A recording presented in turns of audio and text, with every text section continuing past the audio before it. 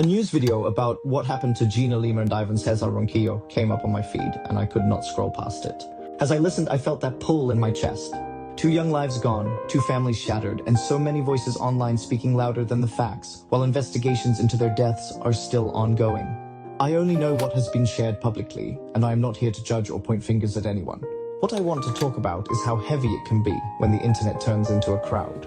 When strangers start to treat real people as characters in a story instead of human beings who can be hurt or blamed without knowing the full picture. When we watch and comment from a distance, it is easy to forget that the people on our screens still have parents, friends, histories, and fragile hearts carrying more pain than we will ever see. That is where this story reached me, not as gossip, but as a quiet warning about how powerful a crowd can be. My own story is different from theirs, but there are parts that feel painfully familiar. I know how it feels to be buried under comments, assumptions, and bullying from people who do not know the full truth. I remember refreshing my screen and seeing new versions of my life written by people who had never met me, as if I was a case to be solved instead of a person trying to breathe. Remembering that season is still hard. I'm deeply grateful I survived it, but I also know how close that kind of pressure can push someone toward the edge, and how long it takes to come back from that place. There were days when I could not recognize myself in the stories being told about me, and nights when it felt safer to stay silent than to correct a lie.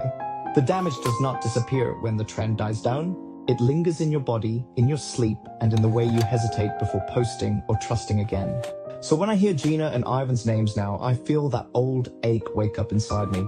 That is why I felt I had to speak up instead of staying silent. Stories like Gina and Ivan's remind me that behind every headline and viral post is a real person who might already be breaking inside long before a comment is posted. We can still care about truth and accountability without turning into a crowd that punishes before the facts are clear.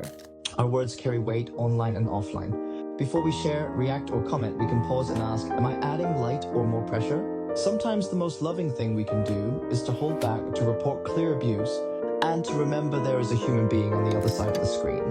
It is not about silencing necessary questions or protecting real wrongdoing, but about refusing to become part of a pylon that forgets compassion.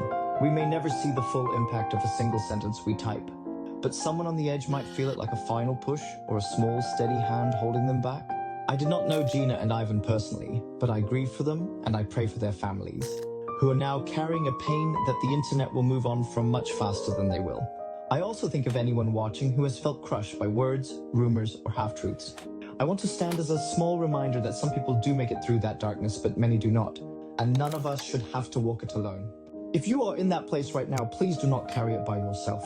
Reach out to someone you trust or to a support line in your country. Your life is worth far more than any comment section. I hope we become slower to judge, kinder in our language, and more careful with what we share and say. Rest in peace, Gina. Rest in peace, Ivan. May the truth come out with honesty, clarity, and compassion. If you have ever joined a harsh thread, this is not to condemn you, but to invite all of us to become gentler and more responsible online. And this is Danny's Musings.